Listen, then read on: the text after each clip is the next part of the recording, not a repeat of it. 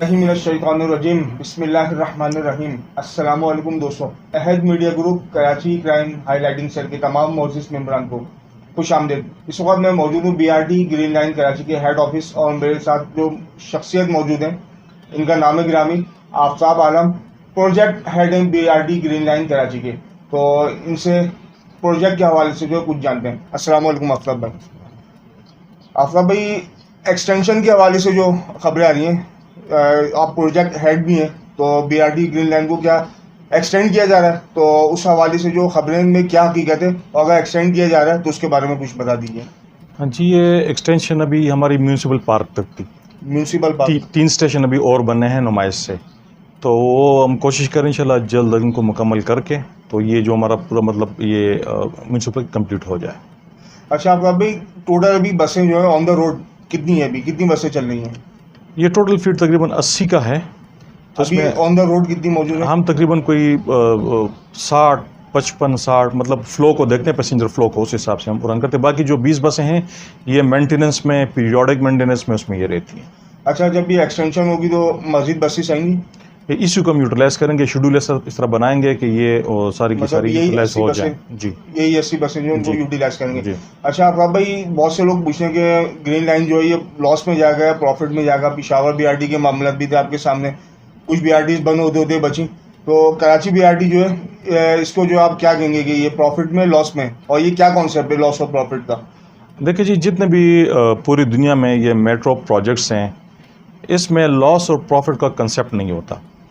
ये सारे subsidise projects होते हैं। जिस तरह गवर्नमेंट हेल्थ में अपने अवाम पे पैसा खर्च करती है, एजुकेशन में कर दी, इस तरह ट्रांसपोर्ट में कर रही है, तो ये सब्सिडाइज प्रोजेक्ट्स है, इसमें लॉस और प्रॉफिट का कंसेप्ट नहीं है। तो आपका जो है मेंटेन करने का बसों को क्या तरीक़ेकार है? हाँ जी, बिल्कुल। ये मैंने जिस तरह पहले आपसे अर्ज़ कर लिया कि हमारी जो 20 बसें हैं ये हमारी डिपोट के अंदर ही रहती हैं।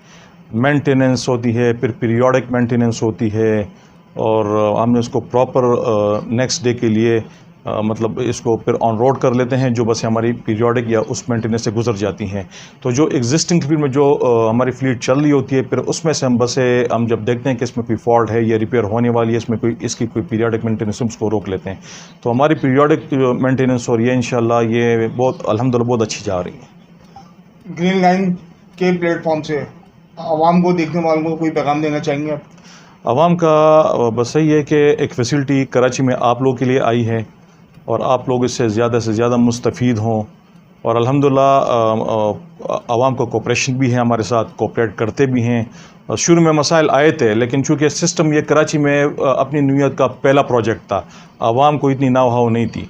अभी आवाम को भी समझ आ गई है कि हमने ट्रैवल किस तरह करें। पहले हमें पान गुटखा ये हमें शिकायत मिलती थी, तो अभी अल्हम्दुलिल्लाह वो भी काफ़ी हद तक कंट्रोल हो गई हैं।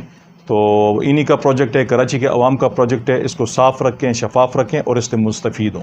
आफ्ताब भाई, एक चीज़ आखिर में और ऐड कर दूंगा, पाकिस्तान का सबसे बड़ा BRT जो है ये कराची BRT या पिशावर वाला इससे बड़ा है? इस टाइम पाकिस्तान का अगर मैं देखूं तो सबसे बड़ा BRT मौजूदा जो है ना, मौजूदा वो पिशावर का है।